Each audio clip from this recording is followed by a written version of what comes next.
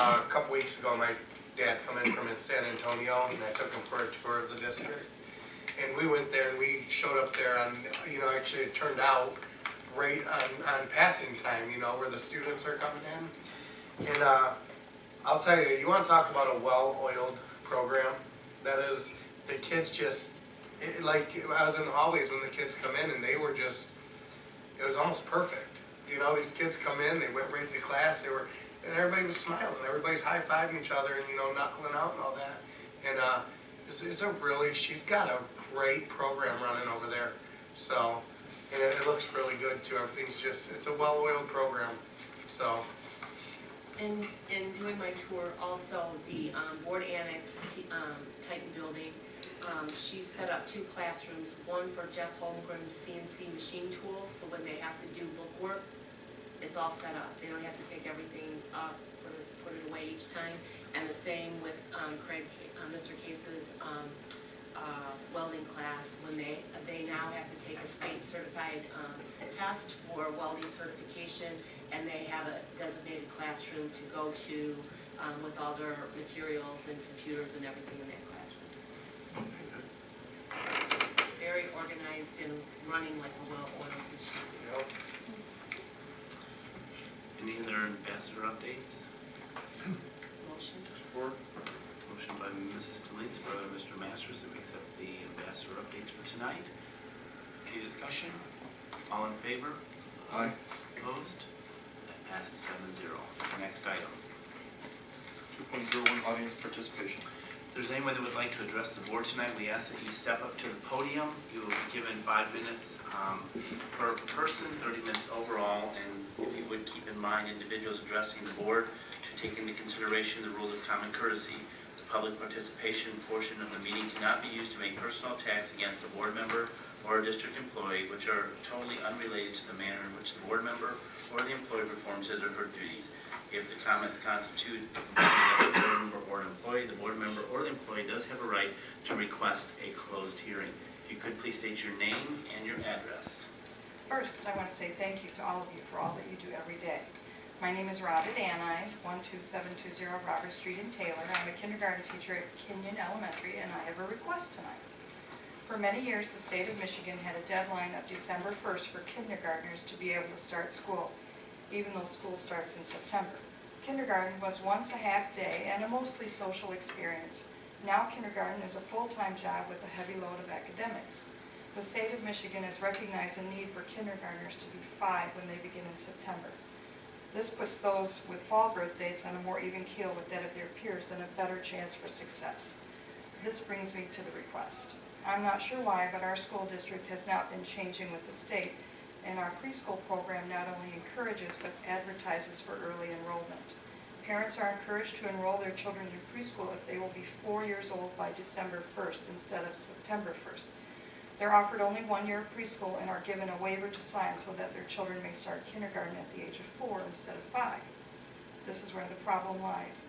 Without an option for another year of preschool, or better yet, waiting a year to start, those children are coming to kindergarten before they're really ready. Then I have to have heartbreaking discussions with parents who don't understand. And I will tell you how this happened in my classroom just this past week with a tale of 2 of my little boys. Both of my little boys, I did pre-evaluations with my whole class, and I could tell that there was something missing.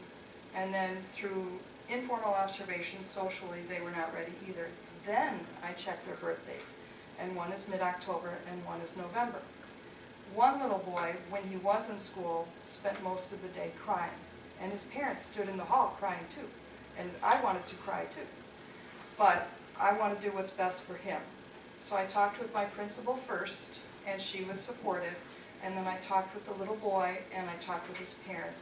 They didn't realize that they didn't have to start school at 4, and they were very happy to take their little boy home and wait a year for him to start. Then I have another little boy who also started at the age of 4. And both of these boys already have, they're already bilingual, so English is their second language, which was another disadvantage for them. And I had this same talk the same day with my principal support with this parent who felt very strongly that her child needed to stay in school because she once had been retained and she did not want her son held back. I tried to explain to her that this isn't holding back. This is just waiting a year and giving him another chance to develop. Because when you're 4 or 5, 1 year makes a huge difference. But whatever her decision was, I would support, because she's the #1 teacher, and she decided to keep him in school, so I'm working with her so that he can have the most chance for success. They either decide to wait a year and come back next fall or push their child ahead. I would much rather see a child start kindergarten when he or she is 5 and have a much better chance for success than see a child struggle and possibly fail, or for a parent to deal with the heart-wrenching decision of retention at some point. This is my request. Please make it policy that students be 4 by September 1st before starting the Taylor preschool program, or give parents the option of a second year of preschool and provide testing to truly see if a child is really ready for kindergarten. I know that we all want to see all children succeed, so thank you for your consideration to the sensitive time in a child's development. Thank you very much. Thank you. Thank you.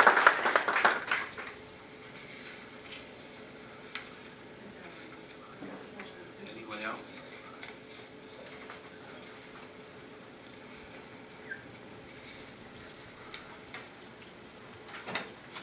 Hello, my name's Bruce Venable. My address is 26311 Judy Circle, Brownstown, Michigan. I was wondering, since the Michigan Department of Education passed the transgender guidelines, if the Taylor School District are going to follow those guidelines.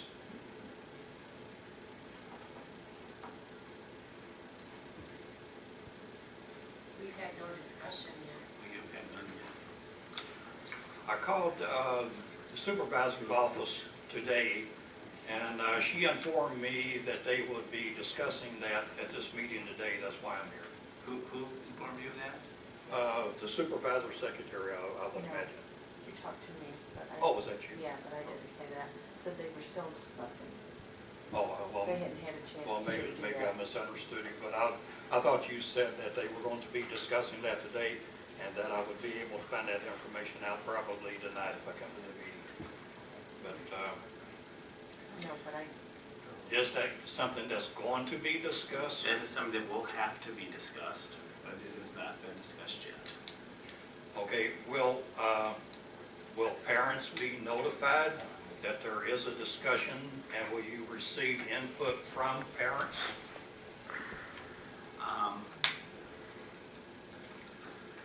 I don't know exactly the route that we're going yet.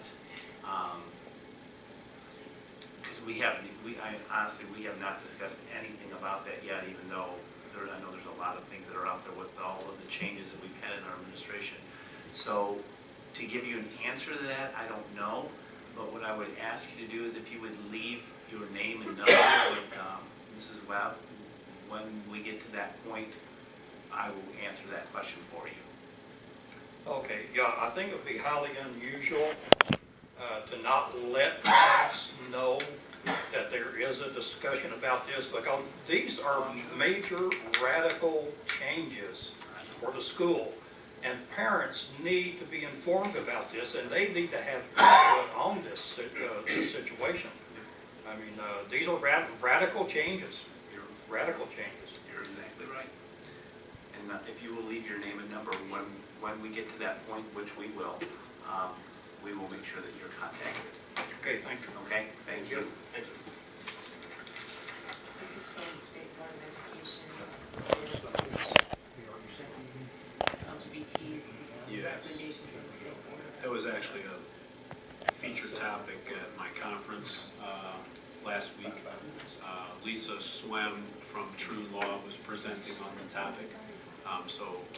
Because I just got back and I'm just now seeing you, I haven't even had a chance to get you the handouts from the conference. But I do have copies for each board member in my office. And typically, the discussion is either two-pronged or goes one of two routes. It's a policy workshop discussion, and then you update your policy, or it's a policy discussion and administrative regulations with guidelines. So you have a couple options. But I can share all that with you just as soon as I get a chance to hand you those handouts. I did,